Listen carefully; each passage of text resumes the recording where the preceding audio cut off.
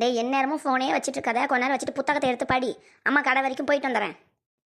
அம்மா நானும் வரேனே கடைக்கு. டேய் நான் உனக்கு கடைக்கு கூட்டு போனா நீ அது வேணும் இது வேணும்னு கேட்ப. என்கிட்ட காசு இல்லை. உங்கள் அப்பா கொடுத்ததுல சமைக்கிறது வாங்குறதுக்கு மட்டும்தான் என்கிட்ட காசு இருக்குது. கம்முன்று சொல்லிட்டேன். அம்மா நான் சத்தியமா எதுவும் கேட்க மாட்டேம்மா, என்னை கூட்டு போமா. சரி வந்து தொலை. டேய் கடைக்கு வந்துட்டோம், கையை வச்சுட்டு சும்மா இருக்கணும், அம்மா வாங்குற வரைக்கும். புரியுதா? சரிம்மா சரிம்மா, நீ வாங்கம்மா. சொல்லுங்கம்மா என்ன வேணும்? 1/2 கிலோ சர்க்கரை கொடுங்க, 1 கிலோ அரிசி. அம்மா அம்மா எனக்கு அந்த சாக்லேட் வாங்கி கொடுமா. டேய் நான் வரும்போது என்ன சொல்லிட்டு வந்தேன்? எதுவும் கேட்கக்கூடாதுன்னு சொன்னேன். அமைதியார் வாங்குற வரைக்கும். அம்மா அந்த சாக்லேட் வேணாம்மா, அந்த பிஸ்கட்டை வாங்கி கொடுமா. ஏய் நான் சொல்லல கூப்பிட்டு வந்தேன், அம்மா கிட்ட காசு இல்லடா, அமைதியாருடா.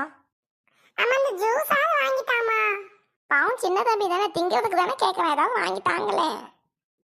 அப்படியா? டேய் மவனே நீ இங்கே இருந்துக்கடா, அண்ணா உனக்கு என்னென்ன வேணுமோ எல்லாமே கொடுப்பாரு. தின்னுக்கிட்டு இங்கே வேலை செஞ்சுட்டு இவர்